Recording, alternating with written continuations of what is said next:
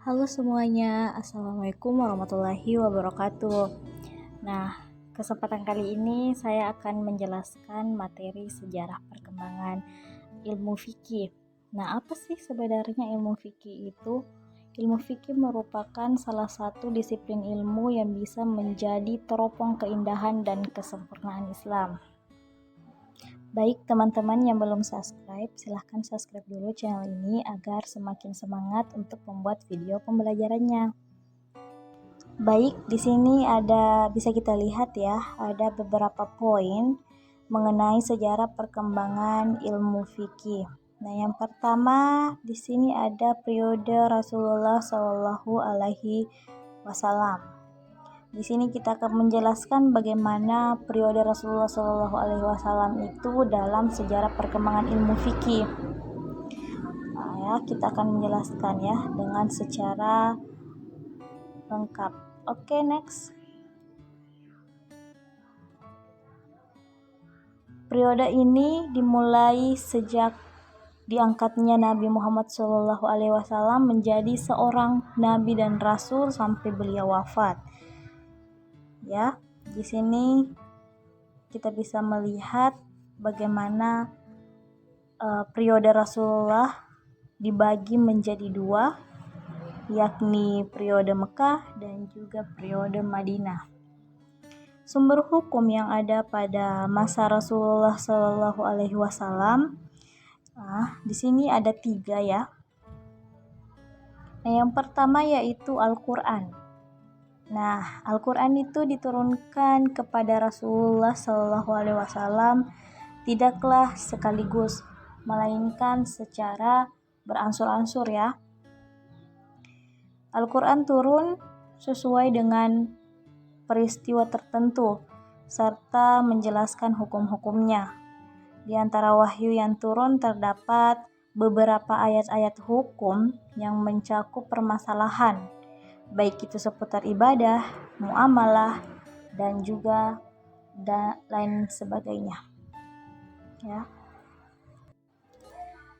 Nah, Al-Quran itu merupakan pegangan yang sangat penting, merupakan pegangan utama, merupakan pedoman bagi umat Islam, ya. Kemudian di sini Al-Quran itu merupakan pedoman yang sangat didahului, ya, gitu. Kemudian di sini ada As-Sunnah. Nah, As-Sunnah ini bagaimana pada masa Rasulullah SAW? As-Sunnah ini berfungsi menjelaskan hukum-hukum yang telah ditegaskan dalam Al-Quran, seperti sholat yang dijelaskan tata caranya dalam sunnah. Sunnah juga sebagai penguat bagi hukum yang telah ditetapkan hukumnya dalam Al-Quran. Penjelasan Rasulullah tentang hukum ini sering dinyatakan dalam perbuatan dan keputusannya. Kemudian ada ijtihad. Nah, ijtihad itu merupakan pengembalian kepada yang benar. Rasulullah mendorong sahabatnya untuk berijtihad.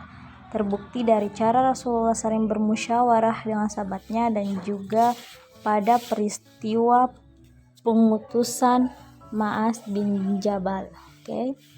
Oke, next. Yang kedua yaitu periode Al-Khulafaur Rasyidin. Bagaimana di sini periode Al-Khulafaur Rasyidin?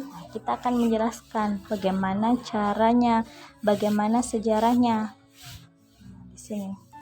Oke, next. Di sini periode bermula dari 11 Hijriah dan berakhir pada abad pertama Hijriah.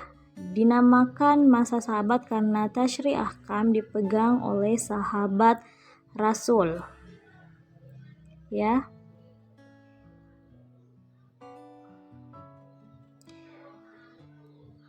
Pada periode ini, para sahabat berusaha untuk mengumpulkan Al-Quran dalam satu mushaf.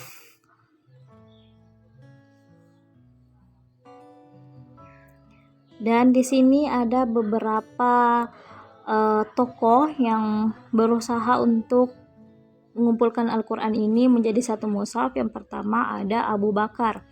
Nah, Abu Bakar menyuruh Said untuk mengumpulkan Al-Quran yang masih berserakan ya. Kemudian ada Umar bin Khattab, ada Hafsah bin Umar.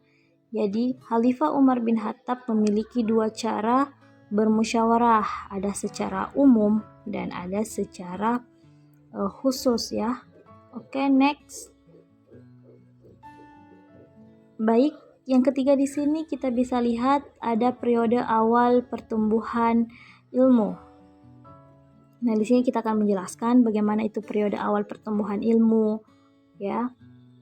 Ilmu fikih lah maksudnya.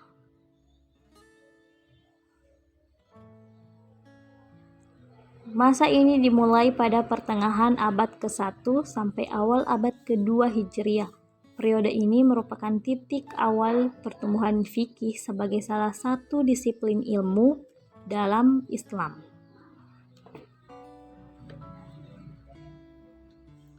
Oke.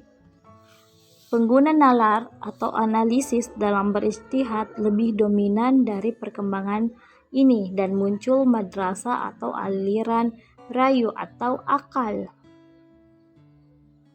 Baik, di sini juga ada beberapa tempat ya. Di sini ada Madinah. Nah, di Madinah itu ada Said bin Sabit dan ada Abdullah bin Umar bin Khattab ya. Ini di tempatnya di Madinah ada dua ya, ada Said bin Sabit, ada Abdullah bin Umar bin Khattab. Jadi sini lebih berorientasi pada kepentingan kemaslahatan umat tanpa terlalu terikat dengan makna harfiah teks-teks suci. Nah, di sini bisa dijelaskan di sini bagaimana. Terus yang kedua yaitu ada di Mekah. Di Mekah itu ada dua, ada Abdullah bin Abbas dan ada sahabat-sahabat lainnya. Di sini di Mekah ini ada beberapa, tapi di sini ditulis sahabat lainnya ya. Oke, begini. Next. Kemudian ada periode keemasan. Periode keemasan ini bagaimana ya? Bisa kita jelaskan di slide selanjutnya. Oke, next.